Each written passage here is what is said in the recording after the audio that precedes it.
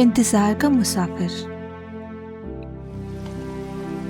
अगली शाम राहिल फिर उसी रेलवे स्टेशन पर बैठा था। वही पुरानी बेंच, वही बारिश की हल्की बूंदें और उसके हाथ में 30 साल पुराना वो लिफाफा। लड़का भी आ गया। राहिल ने बिना कुछ कहे लिफाफा उसके हाथ में रख दिया। पढ़ोगे? लड़के ने धीरे से लिफाफा खोला। अंदर सिर्फ एक पन्ना था। उस पर लिखा था राहिल। लड़का पढ़ने लगा।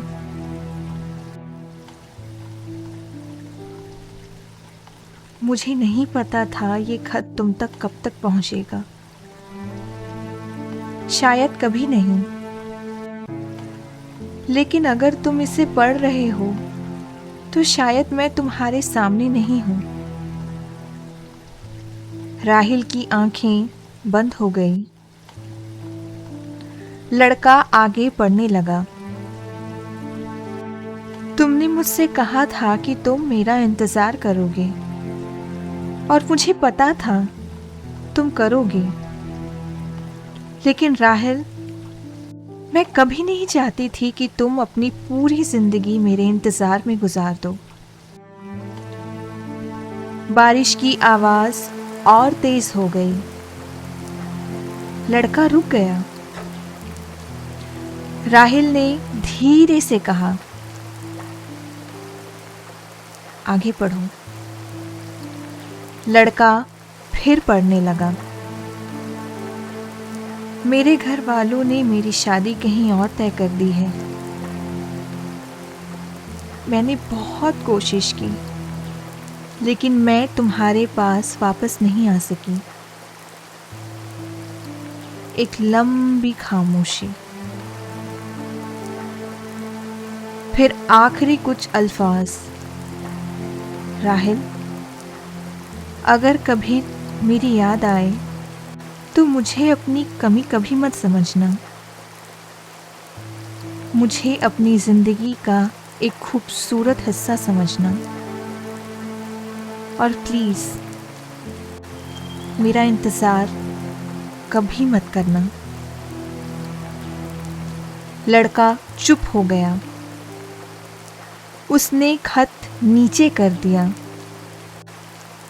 राहिल की आंखों से आंसू बह रहे थे, लेकिन इस बार उसके चेहरे पर एक अजीब सा सुकून था।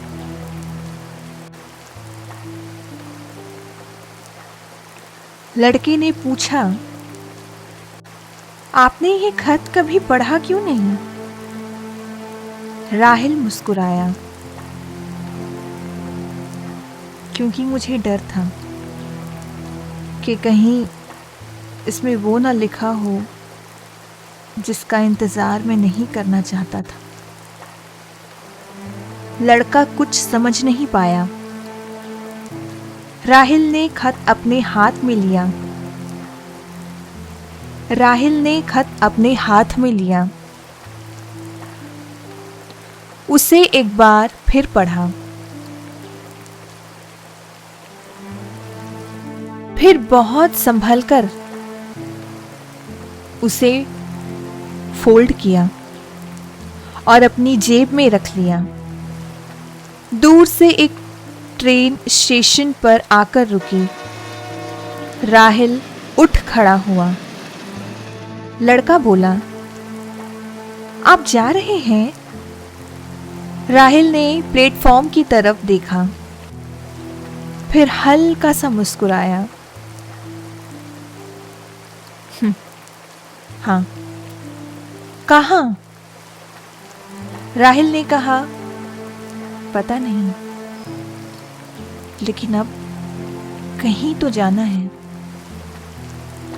ट्रेन चल पड़ी। राहिल खिड़की के पास बैठा था। उसके हाथ में वही खत था, लेकिन इस बार वो किसी का इंतज़ार नहीं कर रहा था, वो बस आगे बढ़ रहा था। कभी कभी हम किसी इंसान का इंतज़ार नहीं कर रहे होते, हम अपनी ज़िंदगी के उस पल का इंतज़ार कर रहे होते हैं जहाँ हमें फाइनली समझ आता है कि हर इंतज़ार का अंजाम मिलना नहीं होता।